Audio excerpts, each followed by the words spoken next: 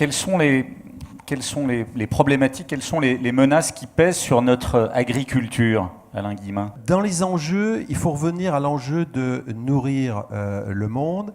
Il faut revenir, et je pense également, à l'enjeu du changement des pratiques agricoles par rapport à la qualité sanitaire de l'eau.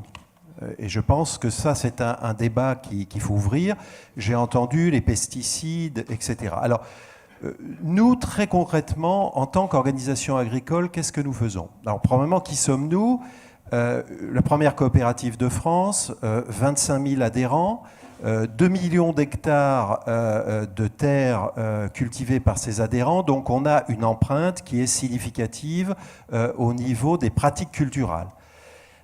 Aujourd'hui, on a décidé, alors quand je dis on, c'est un pronom indéfini, il faut être plus clair, les agriculteurs propriétaires de cette coopérative, parce que c'est comme ça que ça fonctionne, se sont résolument engagés dans un projet stratégique qui fait un peu de bruit, puisqu'on a décidé de prendre le problème en main et de dire on va apporter notre contribution par un changement radical des pratiques culturelles. Alors déjà, ça c'est un fait important. On dit globalement, on va prendre le meilleur de tous les mondes pour essayer, en se réappropriant l'agronomie, en changeant un certain nombre de schémas culturaux actuels, en changeant les pratiques d'irrigation, en changeant les pratiques d'utilisation des pesticides et en encourageant les gens qui vont dans ces bonnes pratiques. Parce qu'en fait, on parle beaucoup, il faudrait que, nous devons faire, c'est très incantatoire, on oppose, c'est très manichéen aussi, il y a le bien et le mal. Moi je pense que tout est dans la raison. Alors une action concrète, par exemple, nous avons diminué à l'échelle de notre coopérative de 30% l'an dernier l'utilisation des pesticides. Voilà, un résultat. Alors c'est peut-être pas suffisant, je suis prêt à l'entendre, le problème n'est pas là, c'est que nous l'avons fait. Et on ne peut pas reprocher à une organisation agricole qui a une empreinte aussi grande de ne pas avoir pris le problème en main. Alors, pour le faire, on a fait quelque chose aussi de très intéressant. On a développé des outils d'aide à la décision. C'est-à-dire qu'il faut aussi protéger les cultures. Donc, on utilise la science, l'innovation. On est la première organisation agricole à avoir investi dans de la recherche et développement agricole. Voilà, ça ne se fait pas. Donc on a une cellule de recherche et développement pour les pratiques agricoles. On a encouragé aussi, au travers de ces outils d'aide à la décision qui utilisent l'informatique, la modélisation, on a à la fois sécurisé la production pour nos agriculteurs, tout en réduisant le recours à des intrants d'origine chimique ou à des intrants d'origine non renouvelables, par exemple un certain nombre d'engrais. Tout ceci sans affecter les rendements. Tout ceci sans affecter les rendements. Et action concrète, tout engrais non utilisé ou tout bidon de pesticides non utilisé est racheté par la coopérative. Voilà. Donc ça, c'est une action concrète. Deuxième action concrète, nos techniciens agricoles, on a changé complètement la structure de leur rémunération. La partie variable de leur salaire n'est absolument plus connectée à la vente d'engrais ou de pesticides. Nous l'avons fait. Alors, je peux vous assurer que c'est une révolution, très clair. On s'est fait beaucoup d'ennemis au passage. Vous pouvez l'imaginer aisément. Et on les a, cette rémunération, on les a incités à vendre, à vendre du conseil, à vendre des outils d'aide à la décision, à vendre un certain nombre d'autres choses qui vont dans le champ du changement des pratiques. Voilà. Donc voilà des actions concrètes, physiques, pour répondre à la thématique légitime qui est la protection de la ressource en eau. Ce que l'on a redécouvert avec nos agriculteurs, c'est qu'on peut produire plus avec moins, alors que pendant des années, on nous a dit l'inverse. Et donc ça, c'est bien que ce soit les agriculteurs eux-mêmes qui ont en fait pris ce problème en main, parce que je crois que la force en fait dans le changement, c'est qu'il faut le relocaliser au niveau de celui qui produit l'acte. Donc il faut resensibiliser les gens par rapport aux objectifs. Et moi, je suis extrêmement content de voir que la demande aujourd'hui, une fois qu'on a amorcé le schéma, vient de nos agriculteurs eux-mêmes, parce qu'ils redécouvrent que produire plus avec moins, c'est une démarche économique. et qu'à la fin, dans leur compte de résultats, moi j'ai des chiffres aujourd'hui qui le prouvent. On a fait faire sur un département sur lequel on est très présent, département qui est situé sur le Poitou, on a fait faire une étude au travers des centres de gestion qui sont totalement indépendants, agricoles, et eux, ils ont la capacité à séparer les agriculteurs qui sont adhérents de notre coopérative des autres, de manière anonyme, hein.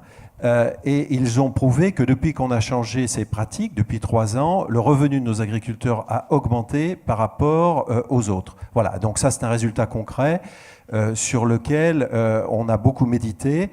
En fait, en consommant moins, en changeant les pratiques, on est dans une démarche économique. Et ça, il faut le dire et le répéter.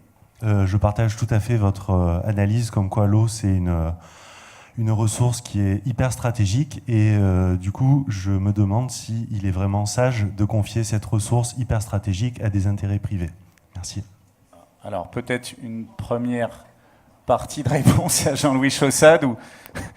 Je pense, monsieur, que sur le rôle de l'industrie dans l'eau, vous avez une vision que je qualifierais, à mon avis, de partielle ou d'erronée. Nous ne sommes pas ni les maîtres, ni les dieux, ni les maîtres de l'eau. Dans tous les pays que je connais, les grands plans d'eau ou d'assainissement sont conçus par les villes, les tarifs sont dessinés par les villes. Alors après, comment s'établit le dialogue avec l'entreprise privée qui est chargée de les réaliser, ça on peut en discuter. Moi, je suis un grand partisan de ce qu'on appelle le partenariat entre le public et le privé. Je ne vais pas m'étendre sur la question, mais je vous ai donné tout à l'heure, je vous ai fait un raccourci de ce qui s'est passé au XIXe siècle. Le XIXe siècle, c'est l'accumulation de savoir, d'expérience, d'échanges et de capitaux qui ont été faits en grande partie par des entreprises privées, qui a permis qu'aujourd'hui, vous buvez à Marseille de l'eau de bonne qualité 24 heures sur 24. En ce qui concerne le prix de l'eau et de l'énergie, comme ça j'aurais répondu à ces questions, évidemment, il y a un effet de rareté qui fait qu'on se dit plus l'eau est chère, moins on en consommera. Alors, ou plus l'électricité est chère et moins on en consommera. Alors pour l'eau, qui est un produit encore, je dirais, plus essentiel que l'électricité, votre remarque est bonne, sauf qu'elle est à moitié fausse. C'est-à-dire que ce que vous dites est vrai, mais il faut prendre un soin très fort à s'assurer que les premiers mètres cubes soient accessibles à des prix qui soient eux-mêmes calculés en fonction des revenus des plus défavorisés, de manière à ce que le prix de l'eau, certes, soit quelque part un indicateur qui est une pression pour réduire la consommation, mais en même temps que chacun ait accès à l'eau. Et donc en fait, on arrive à la logique de tarifs différenciés en fonction des consommations, qui est, à mon avis, absolument nécessaire dans les pays comme les nôtres, mais dans pratiquement tous les grands pays du monde. Et on voit que ceci va se mettre progressivement en place. Le signal prix sera essentiel, mais il faut que les gens aient accès à l'eau à un prix qui soit en lien avec leurs revenus, même pour les plus défavorisés. Voilà. Corinne Lepage. Entièrement d'accord avec ce que vient de dire Monsieur Chaussade. Moi, je milite pour la reconnaissance d'un droit à l'eau. Je pense qu'on ne peut pas vivre sans eau, donc il y a un minimum vital que chacun doit pouvoir avoir. Et ensuite, je pense qu'il faudrait aller vers une tarification inverse, c'est-à-dire plus vous consommez et plus vous payez cher votre mètre cube supplémentaire. Je pense que c'est dans cette direction-là qu'il faut aller si nous voulons nous réguler les uns les autres. Voilà, c'est-à-dire que les premiers mètres cubes soient quasi gratuits, au moins pour les plus modestes, parce que c'est un droit vital et sans eau, vous ne pouvez pas vivre. Ensuite, une tarification modeste, et puis plus vous utilisez de l'eau, et plus vous la payez. Ceci ne dispense évidemment pas de tout ce que l'on peut faire pour éviter les fuites, 15 à 25% quand même, hein, c'est beaucoup. Et dans certains pays, je crois qu'en Chine, c'est plus de 50% ou 60%. C'est absolument colossal, les fuites d'eau. La réutilisation de tout ce que l'on peut réutiliser, notamment pour les usages de toilettes de l'eau, etc.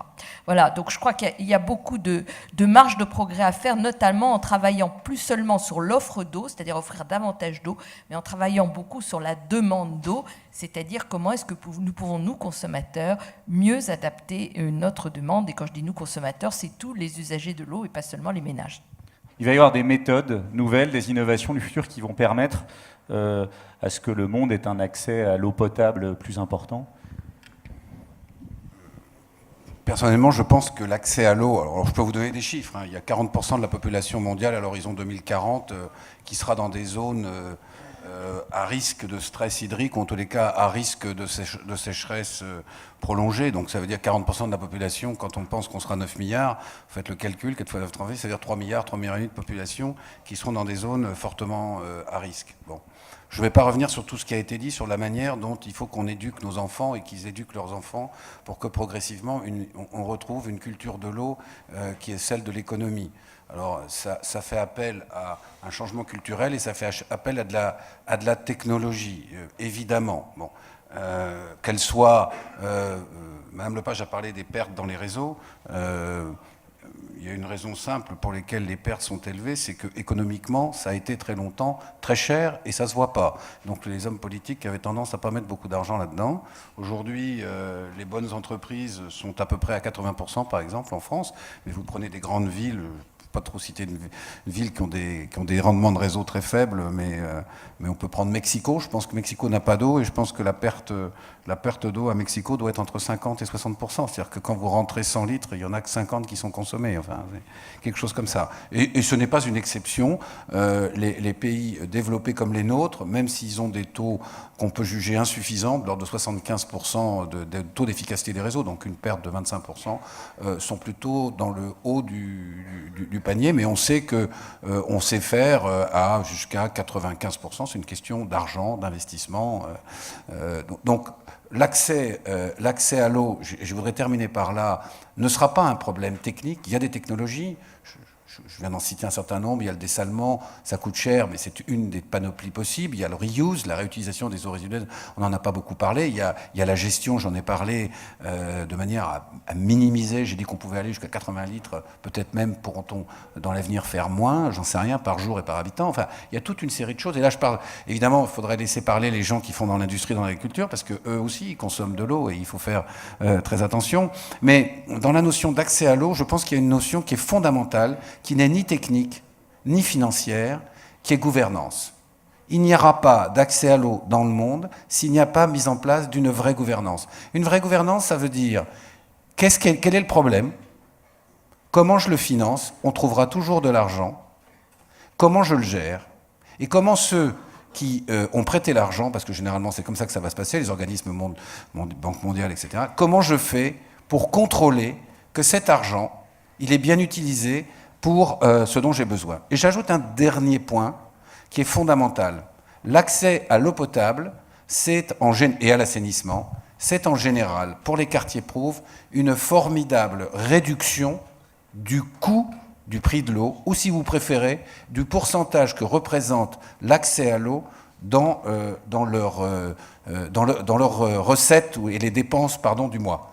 Et tout simplement parce que l'eau courante, l'assainissement par les égouts, ça coûte infiniment moins cher que le porteur d'eau ou les camions atmosphériques qu'on voit dans ces...